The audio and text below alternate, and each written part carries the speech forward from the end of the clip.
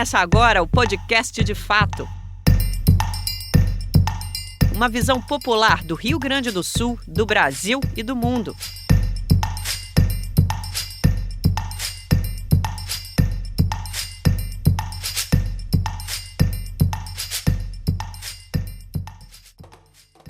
Olá, está entrando no ar o podcast De Fato, uma produção do Brasil de Fato RS em parceria com o Sindicato dos Bancários de Porto Alegre e região, gravado no Estúdio Hall, diretamente no Centro Histórico da capital gaúcha. Eu sou Kátia Marco e comigo no leme do programa Ayrton Centeno. Salve, Kátia. Salve, Ayrton. Hoje o nosso comentarista Dão Real Pereira dos Santos vai entrar online.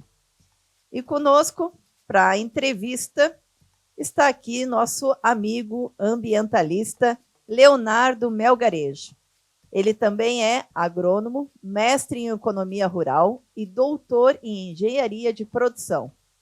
Leonardo presidiu a Agapan, a mais antiga entidade da luta ambiental em atuação contínua no Brasil. E nossa conversa com o Leonardo, que também é colunista do Brasil de Fato, obviamente vai tratar das enchentes no Vale do Taquari, a maior tragédia ambiental da história do Rio Grande do Sul. Com ele vamos saber das origens do fenômeno e também conversar sobre a assustadora frequência com que se repetem os desastres climáticos no Brasil e no mundo, e que as pessoas, instituições, governos podem fazer para conter tais ameaças. Muito bem-vindo, Leonardo. Obrigado, Kátia. Obrigado, Ayrton. Obrigado a todos. Esse podcast, de fato, é um programa que tem tudo a ajudar o Rio Grande do Sul a se esclarecer a respeito dos seus problemas. Mas antes da nossa entrevista, não esqueça de curtir e compartilhar o nosso podcast. Vamos lá então, Centeno. Vamos lá. Leonardo, dezenas de mortos, 2 cidades arrasadas, um prejuízo que ainda não foi devidamente relatado. Onde é que nós erramos? O que nós devíamos ter feito e não fizemos? Eu sei que essa pergunta é uma pergunta de resposta muito extensa, mas já vou começar testando a tua capacidade de concisão. Bom, esse nós é o delimitador da possibilidade de resposta. Porque nós temos um fenômeno global com implicações de diversas naturezas e temos um fenômeno regional que talvez pudesse ser minimizado se uma iniciativa tomada no governo Colares e estimulada no governo Olívio tivesse sido mantida de lá para cá, que era o trabalho com as microbacias hidrográficas. O que era isso? O que exatamente? Explica para nós. A circulação da água segue os caminhos da água. E os caminhos da água são divididos pelos pontos mais altos. Então, numa coxilha, num cerro, numa montanha, existe o topo e a água que chove ali corre para um lado ou para o outro e segue os seus caminhos. Segue as suas canhadas e vai parar nos riachos, vai parar nos rios. E as microbacias são um espaço de gerenciamento territorial da água, porque uma microbacia envolve várias propriedades, às vezes envolve vários municípios. As microbacias formam as grandes bacias. O que nós estamos vendo aqui em Porto Alegre, na Bacia do Guaíba, é resultado da rapidez com que a água flui em cada uma das microbacias somadas. E havia um programa de gerenciamento das microbacias, o que implicava na possibilidade de planejamento de atividades em cada um daqueles espaços. Esse programa vinha sendo muito bem sucedido, vinha sendo tocado pela Emater, durante um período teve recursos do Banco Interamericano de Desenvolvimento, através do programa Proguaíba, que também é saudoso. Com tudo isso abandonado, com cada um fazendo o que bem entende. Quando que ele foi abandonado? Eu tenho a impressão que ele desapareceu já antes do governo Sartori, no governo, como era o nome daquele outro governador que na loja de móveis? O Rigoto? O Rigoto, isso. Eu tenho a impressão que ele vem se esvaziando gradativamente desde o governo Rigoto e desapareceu já. No governo Sartori já não se tinha mais ideia de trabalho consistente com as microbacias. Foster, estamos falando em 20 anos, porque o Rigoto assume em 2003. Não é? Rigoto, Ieda, Sartori, Leite. Nesse período avançou, é difícil falar em avançar o descaso, não é? Mas o fato é que não havendo orientação, não havendo um programa consistente de planejamento do que se faz nesses espaços, os erros se somam. E veja, a derrubada de algumas árvores em algum local aparentemente não causa muito dano ali, mas a derrubada dessas árvores e a lavração do solo, os arados têm um determinado tamanho, eles terminam gerando uma superfície mais rígida, mais consolidada a 1,5 palmo de profundidade. Isso impede a absorção da água. Todo o território, assim, a água que a gente vê é a água que não foi absorvida pelo solo. O grande reservatório, a grande esponja é o solo. E a compactação do solo impede essa grande esponja de reter parte da umidade. A retirada da cobertura faz com que a água que corre sobre o solo corra com mais rapidez. O sumiço das geleiras faz com que exista mais água em circulação. A derrubada das florestas faz com que exista mais água em circulação, porque a água do planeta é a mesma. E esse mais água em circulação no mesmo tempo implica em circulação mais rápida, mais volumosa, mais desastrosa. Nós estamos diante de um problema que envolve tudo isso. O avanço dos desertos em alguns lugares, o avanço do deserto no centro-oeste brasileiro é o avanço das enxurradas aqui no sul. Isso vai se repetir. Vejam, a ausência de um programa de microbacias faz com que hoje nós tenhamos que pensar no que vai acontecer, por exemplo, na cidade de Mussum. Não adianta refazer a cidade no mesmo lugar. E para refazer a cidade num outro lugar, nós vamos ter que ter um investimento, um planejamento, um acordo entre a população que será difícil de ser estabelecido.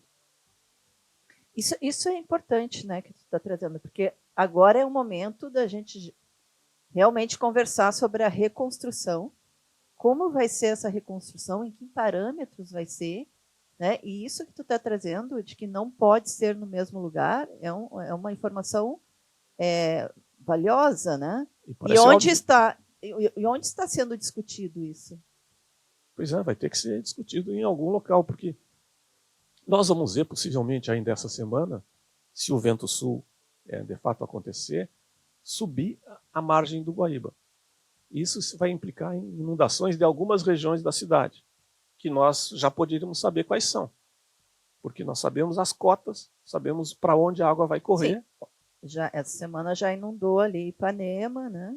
As ilhas. As chuvas, as ilhas. Sim, sim. A primeira clientela está nas ilhas. Né? A primeira clientela do desastre, da inundação, está nas ilhas. Né? Sim. Eu recomendo que as pessoas procurem assistir o programa que foi ao ar ontem, a entrevista que a Kátia fez, a respeito desse tema. Porque uma das frases que me marcaram foi de que nós estamos tratando essas tragédias como sendo eventos, como sendo algo que aconteceu e vai passar, mas elas são processos. Elas são consequências de atitudes do passado e elas se desdobram em atitudes do futuro. E sendo processo, sendo uma trajetória em andamento, nós temos que trocar o pneu com o carro andando. Temos que tomar medidas desde agora para prevenir o que vai acontecer, por exemplo, na semana que vem, quando o Guaíba avançar nessas áreas. Algumas pessoas vão ter que botar tapume na porta de casa. Essas pessoas já deveriam estar sendo avisadas pelas prefeituras. Talvez em alguns lugares tenha que se colocar saco de areia. Isso são pequenas medidas para agora, para esta semana, mas que devem ser pensadas em termos de políticas públicas para o estado do Rio Grande do Sul. Nós precisamos de mais reflorestamento, precisamos voltar a trabalhar com o programa das microbacias, precisamos de mais parques, precisamos entender que a terra absorve a água ou a água circula. Então, mais cimento, mais asfalto, menos paralelepípedo, por exemplo, e mais asfalto é uma das circunstâncias que aumentam os riscos das áreas de inundação provável. Pois é, eu fico pensando, né? Nós temos aqui a Agapan, nós tivemos José Lutzenberger, Nós tivemos um movimento forte ambientalista, que é referência até hoje, né, para todo o país. E o Estado foi o Estado que acabou com o seu código ambiental, né? Por exemplo, no governo do Eduardo Leite. Nós estamos vendo a SEMA, que é a Secretaria Estadual do Meio Ambiente, sendo sucateada há alguns anos, né? Nós estamos vendo a FEPAM querendo... Segunda-feira era para ter havido uma audiência pública para acabar com a FEPAM, né? Nessa discussão de acabar com a fundação, assim como foram extintas outras fundações do governo Sartori. Ou seja, nós estamos dando passos para trás, né? Enquanto o mundo todo está discutindo a questão de que precisamos ter mudanças, né, para enfrentar isso que está vindo aí. Acho que isso está ligado àquele alerta que foi feito no programa de ontem, que eu estou recomendando. Só deixar claro, é o programa de quarta-feira. Nosso podcast perfeito. Vai ao ar no sábado, Melgarejo. E o nome do programa é?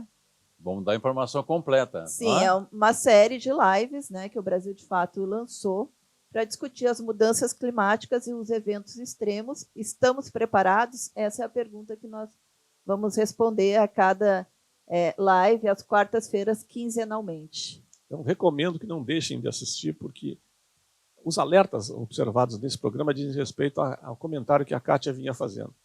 Nós temos instituições que avisam o Estado, que avisam os órgãos públicos de que existe uma trajetória em andamento, e essa trajetória ela decorre do descaso com a questão ambiental. Esses alertas vêm desde antes do José Lutzenberger, mas tiveram seu pico de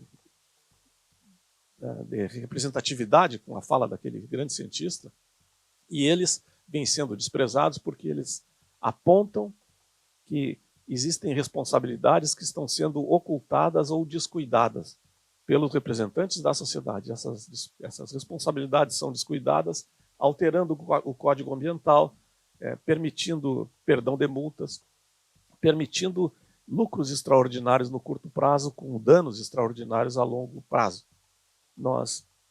O filme do Jorge Furtado, aquele filme que orgulha todos os gaúchos, né? A Ilha das Flores, ele alerta que os porcos têm prioridade sobre as crianças no lixo porque os porcos têm dono.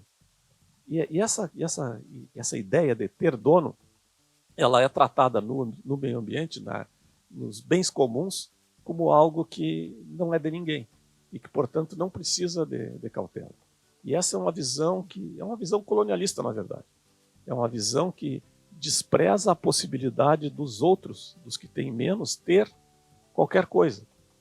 E faz com que exista essa discussão atual do racismo ambiental como sendo a criação de espaços insalubres, espaços de perigo, espaços de risco para as pessoas que não têm proteção. A rediscussão disso implica a rediscussão da democracia representativa que nós temos. Porque se representantes da sociedade mentem, se representantes da sociedade fogem das suas responsabilidades, se representantes da sociedade não trabalham com uma visão de longo prazo, eles não estão representando bem a sociedade.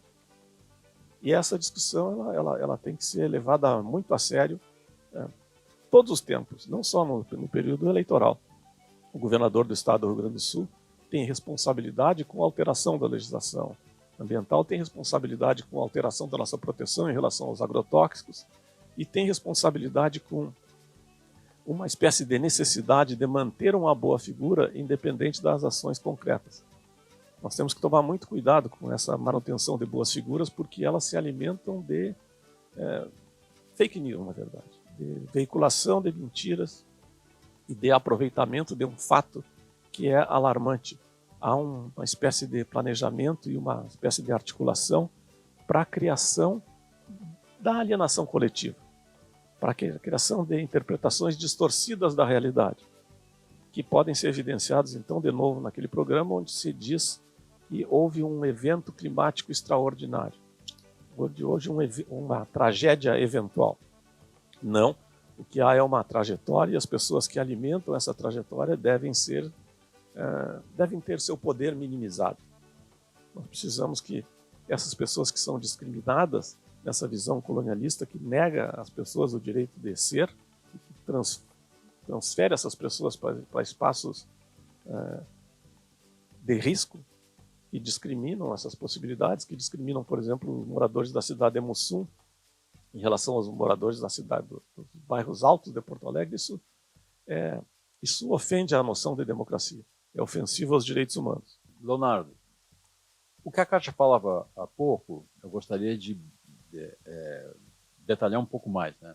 Me chama muita atenção uma espécie de recuo, uma degradação do Rio Grande do Sul em termos de proteção ambiental, em termos de cuidado ambiental. Eu só gostaria de lembrar, e gostaria que tu fizesse uma reflexão em cima disso, né, como exemplo desse recuo, né, eu lembro que o Rio Grande do Sul, na década de 50, antes da Agapan, o Rio Grande do Sul teve a União da Proteção da Natureza, que eu chamo assim, né, que foi fundada por um lutador contra moinhos de vento, né, e não só moinhos de vento, como dragões também, foi o Henrique Hessler. Né? O Henrique Hessler, digamos assim, aquela é a UPN que ele fundou em São Leopoldo, a primeira entidade ambiental, digamos assim, a primeira entidade ambiental ecopolítica do Brasil.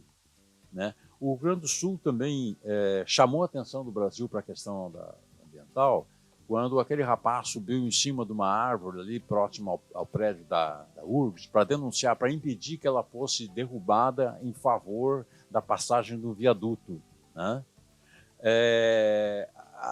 O Rio Grande do Sul teve a primeira Secretaria Municipal de Meio Ambiente do Brasil, né? E também teve o primeiro curso universitário de Ecologia do Brasil. Onde isso tudo foi parar? Né? Por que nós recuamos tanto? O que aconteceu com a gente, que tínhamos essa noção e hoje parece que se perdeu isso, né? E eu sinto que isso se perdeu mais ainda a partir de uns anos para cá, digamos, nos últimos 10 anos, talvez menos. Né? Como é que tu interpretas isso? Né? Eu creio que está em disputa a ideia de emancipação humana e a ideia de controle. E há um recrudescimento dos esforços de controle da sociedade naqueles espaços onde a sociedade vem buscando ter uma participação mais emancipatória. Então, o crescimento da consciência ecológica aqui no Rio Grande do Sul, que se deu em boa parte trazida pelo esclarecimento de populações migrantes, europeus, italianos, alemães, esses sobrenomes, o Hessler, Gutenberger, essas personalidades, elas tinham essa preocupação como uma preocupação cultural, parte da sua trajetória de vida. E o controle dessa população vem se dando gradativamente por interesses que querem impedir esses processos mais coletivos de proteção aos bens comuns. É muito trágico nós verificarmos que essas cidades todas que foram... Há um mapa eleitoral dessas cidades que foram destruídas agora com essas chuvas. Esse mapa mostra 74% dos votos para o Bolsonaro no segundo turno, 80%. Esse mapeamento ele tem um paralelo com a tragédia, porque ele está associado a interpretações quase que messiânicas, a interpretações que transferem das responsabilidades que os indivíduos deveriam assumir como pessoas conscientes para salvadores. E nesse mecanismo, o que está funcionando é a ocultação da complexidade dos problemas como se eles fossem simples. É muito difícil para a Agapan esclarecer o governador do estado a respeito da complexidade das relações que se processam no ecossistema. E é muito simples para alguém dizer que a culpa é de Deus. Porque castigo. Foi um castigo divino. Porque a simplificação ela desresponsabiliza os indivíduos. E a compreensão da complexidade mostra que todos temos que participar desse processo. O Rio Grande do Sul, que já foi, então, um estado dos mais avançados em termos da preocupação com a ligação entre os humanos e o ecossistema, é hoje um dos mais atrasados. A nossa legislação ambiental a nossa lei dos agrotóxicos, que foi a primeira lei nacional que orientou a lei federal, vem sendo destruída pouco a pouco. O atual governador, isso está sendo discutido agora no Supremo Tribunal Federal, o atual governador eliminou uma salvaguarda que os gaúchos tinham, que não permitia que se vendesse agrotóxico no Rio Grande do Sul que não fosse vendido, que não fosse autorizado de uso no seu país de origem. Isso é importante a gente comentar, porque um agrotóxico ele é feito ou para matar plantas ou para matar insetos. Se ele é feito para matar insetos, ele mata insetos que mordem, mastigadores ou que sugam. E os insetos que mordem ou que sugam, eles têm os mesmos mecanismos para serem controlados. Eles morrem com os mesmos venenos se eles morderem ou sugarem petúnia na Alemanha, na Holanda, na Alemanha, na Europa, ou bananeira no Rio Grande do Sul. E os herbicidas, eles matam plantas de folha estreita ou de folha larga. Tanto faz onde nasce no hemisfério norte ou no hemisfério sul. Então, quando na União Europeia se proíbe um veneno, é porque esse veneno tem implicações sobre outras dimensões. Ele funciona lá matando aquelas plantas, matando aqueles insetos, mas ele causa danos que tornam proibido o seu uso. Isso faz com que a proibição do uso diminua o mercado, e a diminuição do mercado faz que ele se torne mais barato e mais atrativo para países onde esses respeitos não são estabelecidos. O governador Leite, quando autorizou a venda de venenos que não eram proibidos aqui no Rio Grande do Sul, ele abriu mercado para esses venenos. Ele possibilitou que o nosso envenenamento enriquecesse as empresas que fabricam esses produtos que não podem mais vendê-los na Europa. Isso tem nome. E o nome atribuído a esse descaso com os direitos humanos, com a responsabilidade estabelecida por legisladores do passado, não pode ser menos do que uma traição a compromisso. Vejam, a Lei Gaúcha dos Agrotóxicos foi aprovada aqui no Rio Grande do Sul por unanimidade. Foi na década de 70 ainda? Foi em 1982. Foi em 82. E na ocasião, o agronegócio dizia: o Rio Grande do Sul não pode proibir venenos que ele não tem condições de analisar. E os legisladores, os parlamentares da época disseram verdade, mas quem fabrica tem. E se quem fabrica não usa, nós não podemos usar. E era um argumento bastante lógico e que prevalece. E de lá para cá, vários agrotóxicos que eram permitidos na União Europeia vêm sendo proibidos. E como aqui caiu essa proteção, caiu a proteção e fim de papo, não há reavaliação. Mas Leonardo, eu acho que tinha que explicar, Ayrton, qual a relação disso com as enchentes. Porque eu acho que as pessoas acabam não conseguindo ter esse contexto todo do que acontece na natureza. Né? O que acontece com as monoculturas de soja, o que acontece com os desertos verdes, né? As grandes plantações de eucalipto, o que isso vai fazendo, né, na terra que possibilita, né, que está influenciando que aconteçam esses desastres desnaturais, como diz, né, o professor Carlos Nobre. O que acontece com o solo, com a microvida do solo, com a presença do agrotóxico? A simplificação, ela empobrece a realidade. E a realidade ela é muito complexa. A nossa vida aqui em Porto Alegre, ela tem a ver com a microvida, como falou, Ayrton, do solo. Porque essa microvida do solo é a que estabelece os canais de circulação do oxigênio e da água, estabelece a matéria orgânica que absorve a água como esponja. Ela vem sendo reduzida. E ela vem sendo reduzida pelo uso de produtos que dificultam a sua proliferação. O solo vem se tornando pouco fértil quando tem pouca vida, e tendo pouca vida ele tem maior dificuldade para absorver a água. E também há uma outra questão relacionada aos agrotóxicos, que eles estão relacionados a um trabalho que é pouco perceptível nas regiões urbanas. Vejam, para se fazer uma horta, você pode examinar, olhar a horta e controlar os problemas na medida em que eles aparecem. Apareceu um percevejo ali, tu pode matar com a mão. Apareceu um pulgão ali, tu pode... Mas, à medida em que vai crescendo o tamanho do espaço produtivo, vai crescendo o tamanho da lavoura, isso vem se tornando impraticável. Então, em lavouras dos agricultores assentados pelo MST, o sujeito pode caminhar na lavoura enxergar onde surgem os primeiros insetos, onde surgem os primeiros organismos que ele quer controlar e fazer um controle tópico. Pode arrancar com a mão, pode tirar com a enxada ou pode, inclusive, aplicar algum produto ofensivo a esses organismos. Mas localizado. Mas localizado. Porque os problemas eles sempre surgem no local e se expandem. E eles podem ser controlados antes de se tornarem dramáticos. Agora, em grandes estabelecimentos, isso não é possível. Numa lavoura muito grande, o que o agricultor faz é, por via das dúvidas, joga o veneno em toda a lavoura. E para fazer isso rapidamente, joga o veneno de avião. E jogando veneno de avião em toda a lavoura, ele joga muito veneno onde não é necessário jogar, onde não existem focos de problemas. Isso aumenta o seu custo e aumenta o dano que ele faz para a microvida do solo.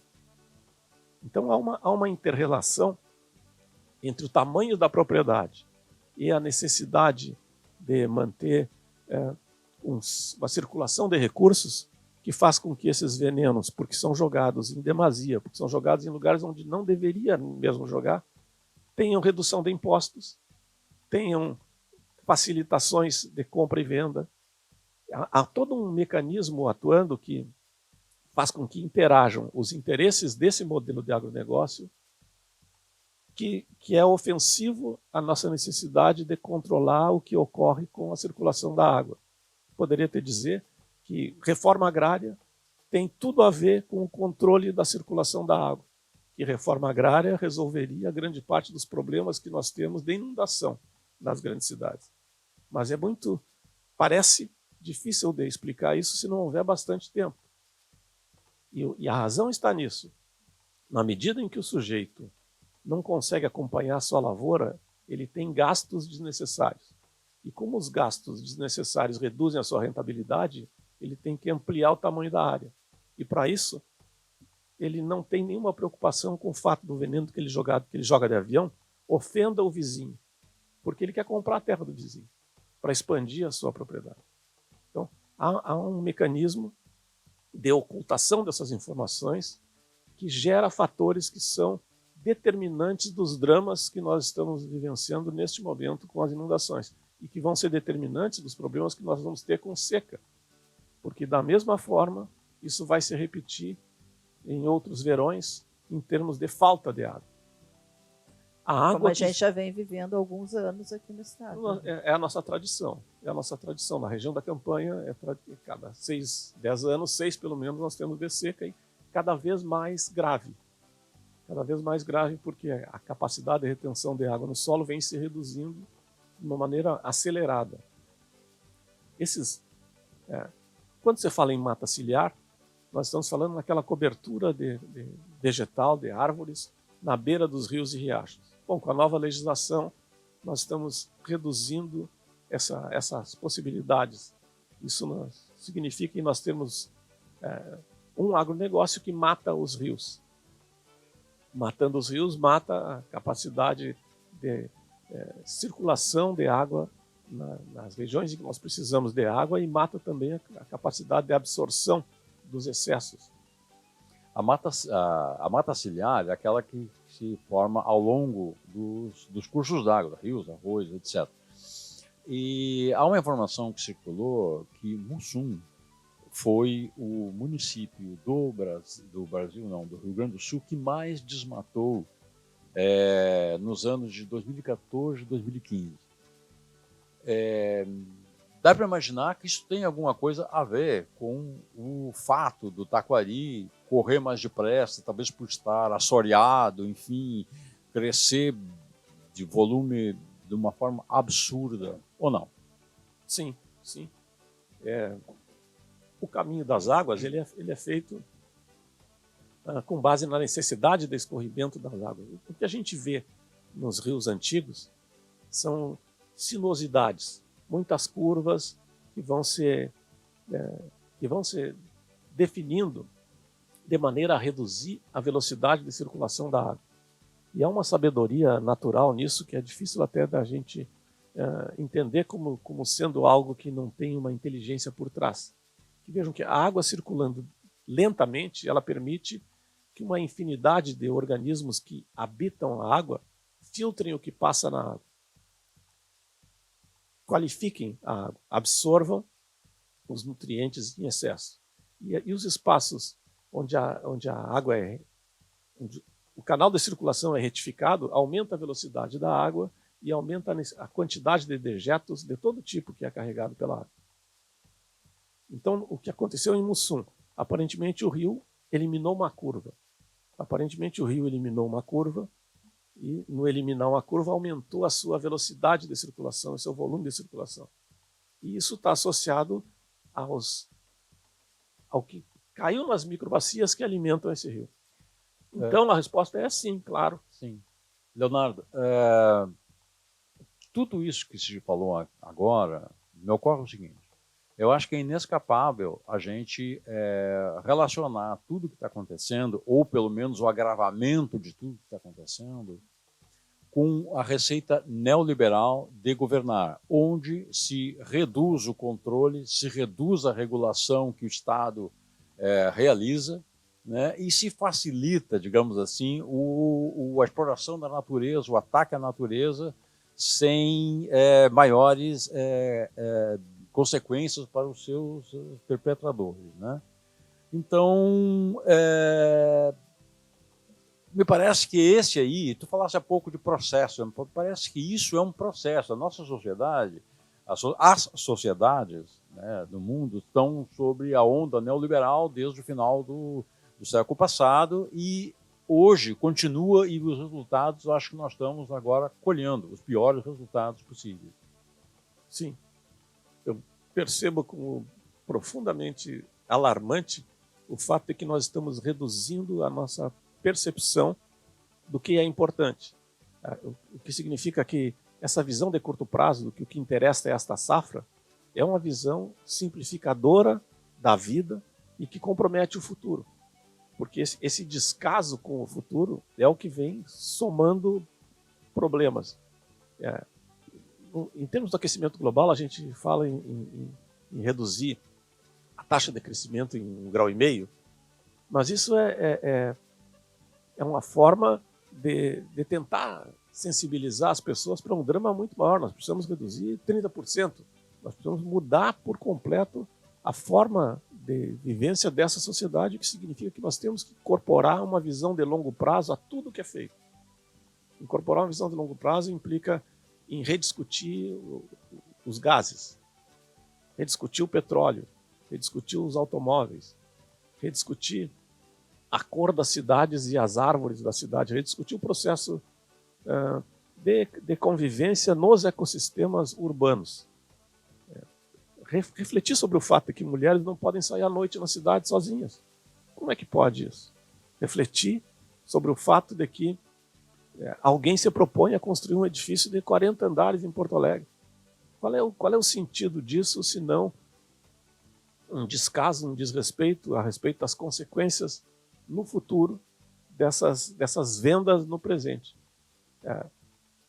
O valor atribuído às vantagens de hoje, eles desconsideram as externalidades dessa vantagem de hoje em longo prazo, desconsideram todos os alertas que os movimentos ambientalistas têm sido feitos e desconsidera o que se anuncia nessa era que nós estamos vivendo como sendo o antropoceno. Ela é vista como antropoceno porque a sociedade percebeu que a força humana, que o trabalho humano tem um poder geológico como nunca foi considerado. Está mudando as potencialidades de vida no planeta em termos de longo prazo. E vem mudando isso por essa orientação que tu critica, que nós chamamos de hoje de neoliberalismo, mas que continua sendo a mesma visão colonialista de sempre. É uma visão que desconsidera as possibilidades de existência, as possibilidades de ser para grandes grupos populacionais. Ou seja, temos que começar a ouvir as vozes que vêm das florestas, as vozes que vêm dos ribeirinhos, as vozes que vêm daqueles que vivem em consonância com a natureza, né? Então aí os povos indígenas nos dizendo, né, que precisamos mudar a vida e que o planeta Terra é um grande organismo vivo e tudo está interligado. Deixa só um comentário, aproveitando essa tua frase, porque é o que eu de melhor poderia lembrar nesse momento, que é da sabedoria indígena, que diz assim: os seres mais importantes são as crianças e os velhos e os idosos. Eles são responsabilidade de todos. E já no nosso ambiente, as crianças, os velhos, os idosos não produzem, não geram riqueza, então são peso. Esta visão equivocada, que desconsidera a sabedoria do passado e a projeção do futuro, é que caracteriza a nossa civilização.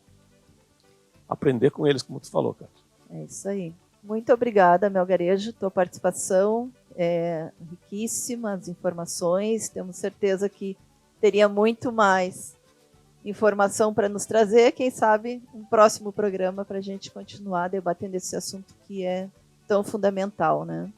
Só queria comentar, tu lembra como é que os ambientalistas começaram a ser chamados de um tempo para cá? E isso eu acho que também tem a ver, né? Os ecochatos, né? Exatamente. Aqueles que ficam o tempo inteiro botando o dedo na ferida e lembrando, olha, temos que mudar. É preciso. Muito obrigada, Melgarejo, mas continua aí, que ainda temos mais participação tua aqui no nosso programa.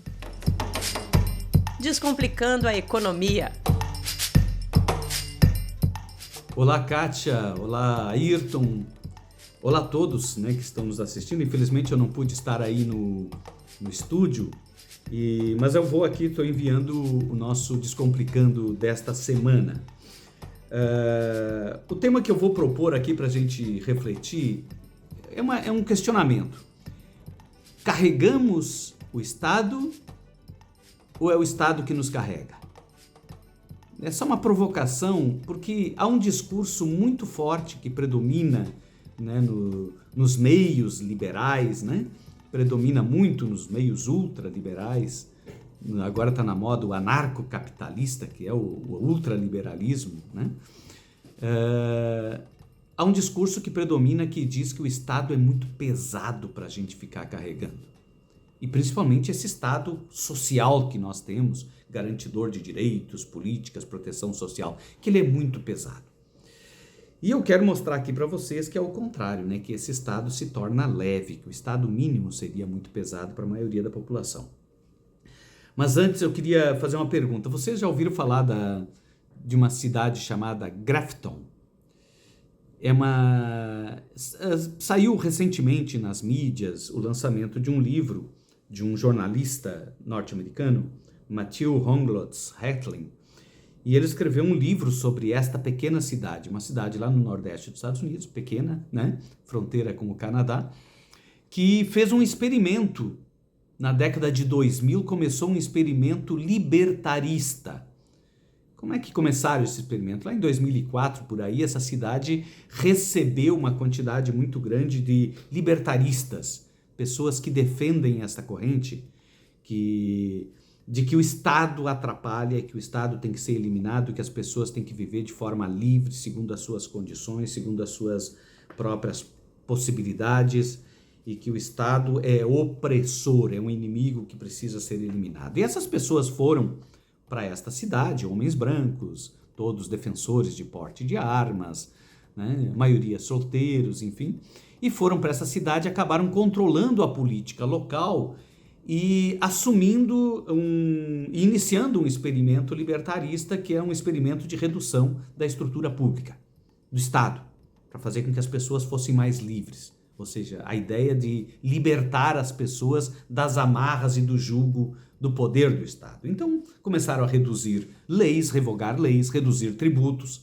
O resultado é que, 5, 6 anos depois, lá em 2011, 2012, por aí, esta cidade estava com suas ruas totalmente esburacadas, serviços públicos praticamente inexistentes, né? Postos de saúde trabalhando 2, 3 horas por semana, segurança, o policiamento precarizado e um índice de criminalidade elevadíssimo, né? Ou seja, assaltos, assassinatos.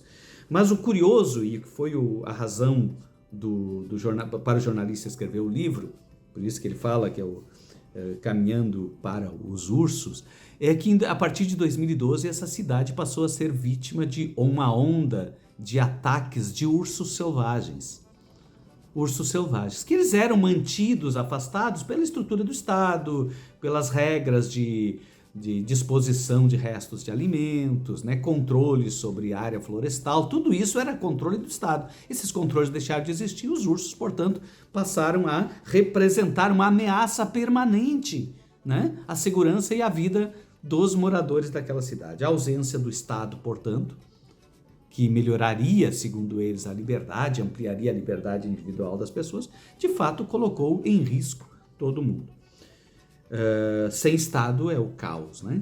É o caos. Esse é o primeiro ensinamento. Isso é importante agora, por exemplo, a gente vê nas prévias da Argentina, ganhou lá nas prévias um ultraliberal, que se diz anarcocapitalista, que também é desta corrente, né? Javier Milei é dessa corrente. Mas a gente não precisa ir tão longe. Aqui no Brasil, no governo passado, o governo estava tomado de pessoas contra o Estado, né? Contra o serviço público. Ou seja, tomada de pessoas que estavam ali com o objetivo e a missão de reduzir e destruir as políticas públicas. Bom, onde que queremos chegar? Vamos ver qual é que é a lógica ou a argumentação que esse pessoal usa. Eles dizem expressamente, né, e por trás dessas campanhas contra os tributos, né, Dia da Liberdade de Impostos, do impostômetro, tem muitas dessas pessoas que dizem e argumentam que o Estado cobra demais para o que devolve, que seria melhor, mais eficiente, que a pessoa não pagasse os impostos e pegasse esse dinheiro dos impostos e comprasse os produtos no mercado, que o mercado seria mais eficaz para oferecer saúde, educação, previdência, infraestrutura e todos os serviços públicos que hoje são tipicamente fornecidos pelo Estado. E é nesse argumento que a gente tem que focar para mostrar o quanto ele é, de um lado, sedutor, mas de outro lado, falso, absolutamente falso. É uma falácia dizer isso. É um mito, criar mitos, né? Vamos lá, uma família, no Brasil, mais de 50% da população brasileira vive com renda per capita de R$ 530 aproximadamente. Renda per capita, metade da população. Uma família, portanto, teria uma renda familiar de aproximadamente R$ 2.000. Se essa família, R$ 2.200, se essa família fosse tributada a uma carga tributária de 40%, veja, uma carga alta. A carga tributária do Brasil é 33%. Mas como os mais pobres pagam mais do que os mais ricos, vamos supor que essa família estaria pagando uma carga tributária de 40%, portanto, cerca de R$ 800 de tributos todos os meses. Realmente é pesado para quem ganha 2.000 pagar R$ 800 de tributos. Quanto a isso, a gente não discorda, mas vamos ver se com R$ 800 essa família conseguiria obter no mercado os mesmos serviços que o Estado disponibiliza. Usando apenas 2 serviços que são de uso mais direto das famílias de baixa renda. Educação. Se essa família tem 2 crianças, então ela tem um investimento na escola pública de aproximadamente R$ 750 para 2 crianças. 375 por cada uma por mês. É isso que o Estado investe atualmente na escola pública. Então daria R$ 750 para essa família todos os meses. No SUS, na saúde pública, são investidos em torno de R$ 130 por pessoa por mês. São 4 pessoas, então, para essa família teria um investimento de R$ 520. 520 mais 750 dá R$ 1.200. Ou seja, essa família teria um investimento em apenas 2 serviços públicos de R$ 1.200 todos os meses.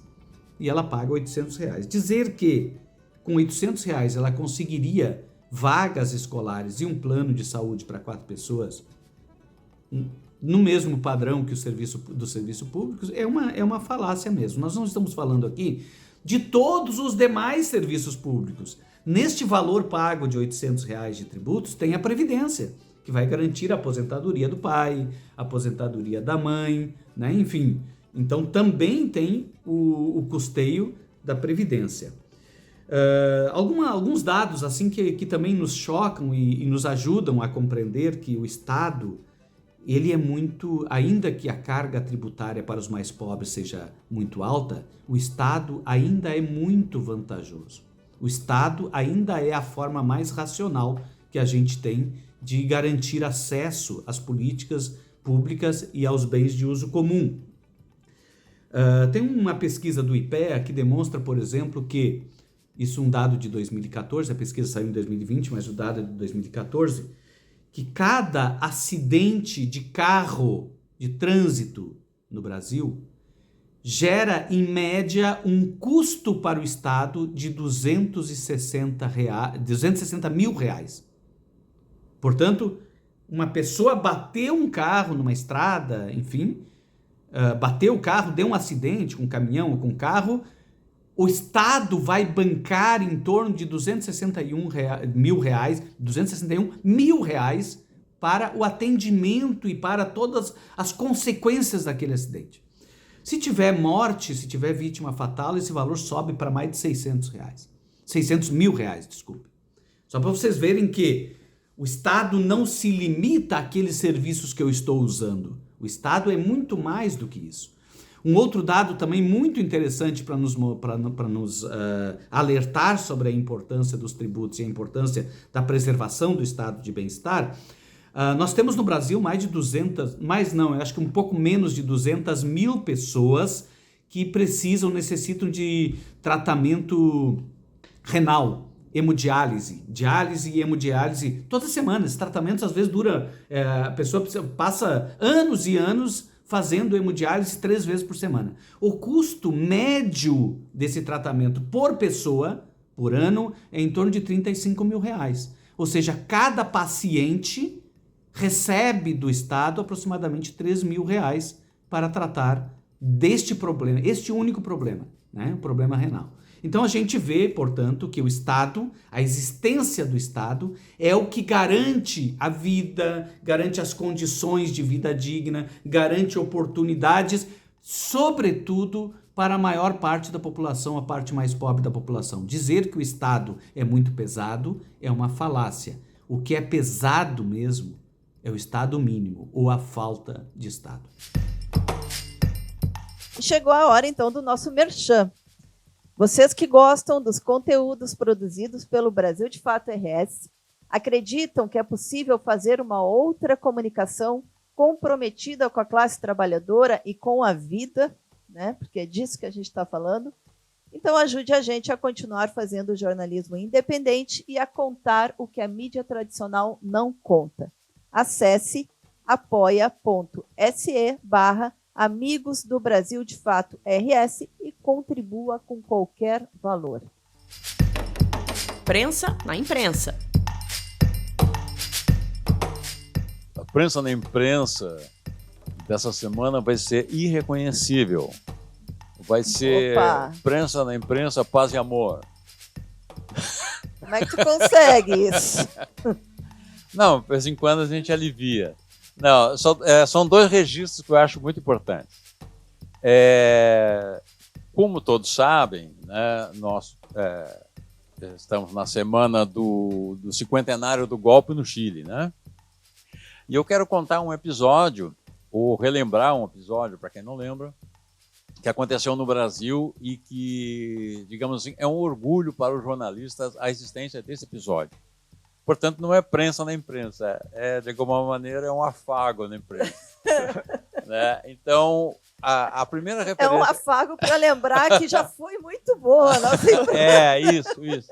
Uma sacada, uma grande imaginação de um chefe de redação, e há tanto tempo nós não temos uma grande imaginação de um chefe de redação.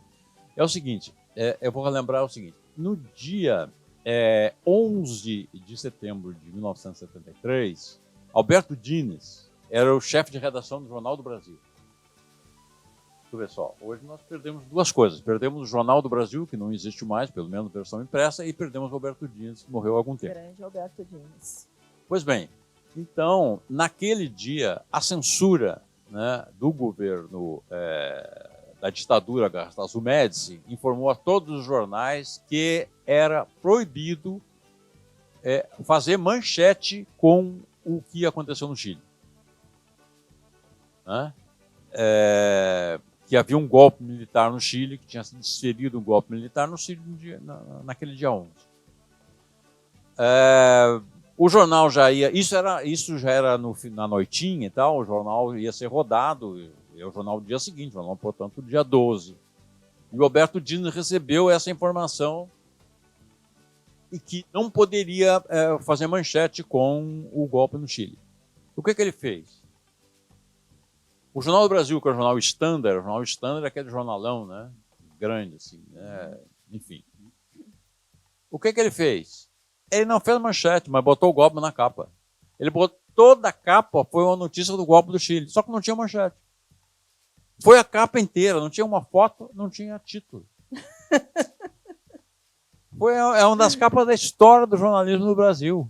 Então ele contou o que aconteceu no Chile, contou o golpe, mas sem manchete, porque a censura falava, não pode ter manchete.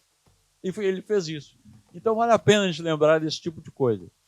O outro afago na imprensa é o seguinte. Todo mundo sabe que as organizações Globo foram unha e carne com a ditadura militar, inclusive fomentaram o golpe militar contra o João Goulart em 1964. Inclusive, eu lembro sempre, no dia 2 de abril de 1964, o Globo, né, o carro-chefe, estampou na sua capa "Ressurge a democracia". Ou seja, havia uma ditadura que derrubou uma democracia, mas para o Globo era o contrário. Havia uma ditadura que foi derrubada por uma democracia. Então, ressurge a democracia. Pois bem, isso é uma mancha indelével, inescapável das organizações Globo, que fizeram meia-culpa 50 anos depois, mas isso está para a história, assim como a capa do Dines, só que em outro enfoque. Agora, o afago é o seguinte. No domingo passado, a Globo News, que pertence, obviamente, às organizações Globo, a Globo News teve o condão de exibir um documentário justamente tratando do golpe no Chile, mas com o seguinte enfoque. O enfoque da cumplicidade da ditadura brasileira, do general Garrastazu Médici, aquele mesmo que proibiu manchete do golpe do Pinochet na capa. A Globo News exibiu um filme chamado O Grande Irmão. O Grande Irmão é o Brasil. O enfoque não é propriamente sobre o golpe, mas como o Brasil ajudou o golpe a ser dado e ajudou o golpe a prosperar no Chile. Na semana seguinte, um dos entrevistados neste documentário, que se chama O Grande Irmão, de Camilo Tavares, filho do nosso conhecido aqui, Flávio Tavares. Na semana seguinte ao golpe, Delfim Neto, que é um dos entrevistados, o Brasil, segundo ele, o Brasil entregou um crédito de $500 milhão ao Augusto Pinochet. Então, quem nos mostra isso é esse documentário que eu recomendo, vejam onde puderem ver, chama-se O Grande Irmão, vale a pena porque ele também se baseia em muito material de arquivo liberado dos Estados Unidos, né? E é um esclarecimento de como agiam as ditaduras no Cone Sul, não apenas para punir, né, caçar e matar dissidentes dos seus vários países, dos seus vários governos, mas para ajudar monetariamente uns aos outros. Uma semana depois, né? Estava pagando um serviço já contratado. Já estava contratado. É muito impressionante isso. E como o empresariado do Chile se espanta com uma relação tão íntima que o governo brasileiro tinha com o empresariado e com o empresariado brasileiro tinha com o governo brasileiro. E eles queriam fazer a mesma coisa lá. Fizeram. E só para registrar aqui que belas homenagens e eventos tivemos no Chile essa semana, né? Eu recebi imagens de uma marcha só de mulheres na noite do dia 12, com velas e só gritando nunca mais, nunca mais. E eu recebi um relato, Centeno, de uma amiga chilena, né, que diz que ao final da marcha elas avistam a Juan Jara, né, a mulher do Victor Jara, esperando elas. E foi uma grande emoção, né, esse momento, né, nessa semana no Chile. E muito forte, esses 50 anos do golpe, que é o golpe, né, que, enfim, toda a América Latina sofreu com esses anos de chumbo. Mas agora, então, vamos para o quadro mais esperado do nosso podcast. Não, né, querendo diminuir a grande entrevista que tivemos aqui. Figuraça da semana. A minha figuraça da semana, pelo desempenho que tem tendo em todo esse processo nos últimos anos de contenção do golpismo, e agora começando a julgar os primeiros golpistas, os golpistas que vandalizaram Brasília no dia 8 de janeiro. A minha figura é Alexandre de Moraes. Eu vou de Xandão. Grande Xandão. É um bom voto, né, Melgarejo? É um bom voto. Mas eu vou trazer uma figuraça aqui também, porque é legal, né, ter essa competição, enfim, ter esse embate no momento. Eu sempre perco. Então, a minha figuraça da semana é a ministra dos Povos Indígenas, Sônia Guajajara. E por quê? Eu elejo a Sônia como figuraça, representando todas as mulheres, todas as 6.000 mulheres indígenas que estão fazendo a terceira marcha das mulheres indígenas em Brasília, né, que realizaram durante essa semana. Uma mobilização histórica, com muita significação, com muita potência, né, e que está revelando aí falando, né, do que encerramos a nossa entrevista sobre a importância de escutarmos os povos originais. Então eu deixo aqui a minha homenagem para essas mulheres que estão em Brasília lutando. Bom, eu respeito muito as duas referências que vocês fazem, mas como bom gaúcho, como bom bairrista, eu vou votar no MST do Rio Grande do Sul, com as 10.000 marmitas distribuídas, com as centenas de pessoas trabalhando, ajudando os flagelados. Já são mais, hein? Quero homenagear este grupo, e esse exemplo tem que ser seguido. Vejam que se a enxurrada teve essa violência, porque de fato nós estamos destruindo o ecossistema, quem está destruindo o ecossistema é o agropop. E quem está ajudando os flagelados é o MST. Então, não só pedir o voto para este grupo, como anunciar que hashtag MST com letra maiúscula, solidariedade, é o Pix com o CNPJ do MST, não da cooperativa que está recebendo, 10.568.281/1000 invertido 37, para doações das pessoas que estejam acompanhando e queiram colaborar em conjunto com a produção e distribuição das marmitas. É um belo voto. Só que eu fico pensando quem que a gente vai... Foto de quem que nós vamos botar da marmita ali na figuraça da semana? Sabe que ontem eu recebi uma charge de um professor do Tocantins, né, que ele coloca o MST distribuindo as marmitas. Aí tem um lá atrás que diz, o agro pode ser pop, mas o MST é humano. Ah, que lindo. Bota isso. Muito lindo. Ai, agora tá difícil, né, gente? Tá difícil. Quem que vai desempatar esse negócio? Vamos pedir para a produção. Nos ajuda aí, Marcelo. Quem é a figuraça da semana? Pronto. Ganhou o MST. Muito bem, muito bem. Se bem que eu acho que temos que fazer foi uma eleição meio estranha essa. Entrou o Marcelo, que nem vota. O diretor do programa, né, gente? Tem que ter direito a voto em algum momento. Vou questionar, né, a urna. Não, mas com certeza, eu acho que o MST está de parabéns, né? E merece, eu também. essa reverência.